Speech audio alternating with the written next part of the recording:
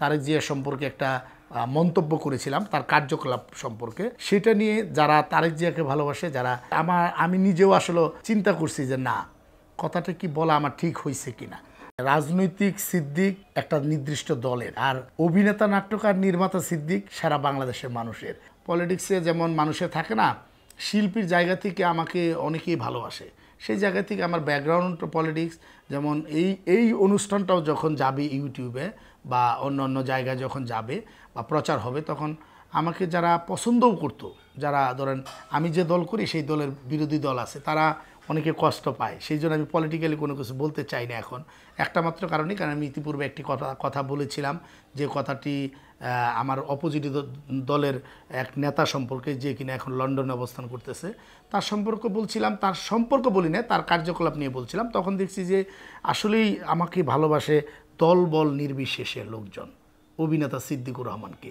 তখন আমি একটু বুঝতে পারছিলাম যে আমি তো মানে যারা তাকে আবার ভালোবাসে তারা একটু ভুল বুঝছিল, বিভিন্ন রকমের মন্তব্য, বিভিন্ন রকমের কমেন্টস এখনও করে, আমার নাটকের মধ্যে করে। আমি তাদেরকে উদ্দেশ্য করে বলবো, আপনারা ব্যক্তিগতভাবে কখনো এইটাকে নিয়েন না। আমি যখন পলিটিক্যাল স্টেজে কথা বলবো তখন পলিটিক্যাল ল্যাঙ্গুয়েজে কথা বলবো, যখন আমি নাটকে ল্যাঙ্গুয়েজে কথা বলবো, নাটক করবো, তখন নাটকের ল্যাঙ্গুয়েজে, মায়ের কাছে গেলে মায়ের কথা বলবো, এবং সন্তানের কাছে আসলে আমি বাবা হিসেবে কথা বলবো।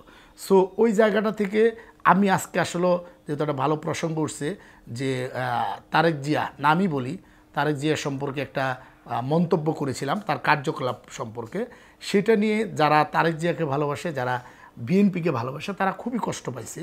এবং শুধু কষ্ট পাইছে একটাই, তার যে দর্শক, আমার মতো তারও তো দর্শক আছে, তো তারা কষ্ট পাওয়ার পরে আমি নিজেও আসলে চিন্তা করছি যে না, কথাটা কি বলা আমার ঠিক হয়েছে কিনা, ঠিক হয় না, সেটা আমি বলবো না। আমি স্ক্রিনে শুধু এই কথাটা বলবো, যারা কষ্ট পাইছেন তাদের উদ্দেশ্যে বলবো, ভাই যখন আমি পলিটিক্যাল স্টেজে কথা বলি তখন পলিটিক্যাল কথা বলবো। বিকজ আমি যে দলকে সাপোর্ট করি, আমি যে দল থেকে, একটি নির্দিষ্ট দল থেকে আমি নমিনেশন পেপার চেয়েছিলাম, মাননীয় প্রধানমন্ত্রী আমাকে নমিনেশন পেপার দেয় না, নিজেকে নৌকার যোগ্য মাঝি মনে করছে, আমার থেকে আরেকজনকে সেখানে তাকে দিয়েছে। আমি তার হয়েও নির্বাচনে এলাকায় গিয়ে আমি বলেছি যে তাকে ভোট দেন, নৌকাকে জয়ী করেন, আমরা নৌকার লোক, ঠিক আছে, এইটাই বলবো। আর এই কথাটা বলবো যে ওই দর্শকরা যারা আমাকে আমার সম্পর্কে বিভিন্ন রকমের লেখেন, তাদেরকে বলবো প্লিজ আপনারা এই ধরনের চিন্তা থেকে একটু সরে যান। আমি শুধু একটা কথাই বলবো যে যারা কষ্ট পান, যারা দুঃখ পান মনের ভিতরে, তাদেরকে একটা কথাই বলবো যে আপনারা আজকে থেকে অন্তত এই কষ্টটা পাবেন না। কারণ আপনারা শুধু এই কথাটা মনে রাখেন যে পলিটিক্যালি, মানে রাজনৈতিক সিদ্দিক একটা নির্দিষ্ট দলের, ঠিক আছে, আর অভিনেতা নাট্যকার নির্মাতা সিদ্দিক সারা বাংলাদেশের মানুষের। আপনাদের মনের ভিতরে সিদ্দিক হিসেবেই থাকতে চাই, কারণ যেদিন আমি মারা যাব সেদিন কিন্তু সত্যিকার অর্থেই আমাকে সবাই অভিনেতা সিদ্দিকুর রহমান নামে চিনবে। আমি চাই যে ওই পরিচয়টাই থাক, হ্যাঁ, ওই পরিচয়টাও থাক, এবং পাশাপাশি যেটা আছে সেটা আমার একদম লাইফের একটা পার্ট, সেই পার্টটাকেও আমি সামনের দিকে নিয়ে যেতে চাই।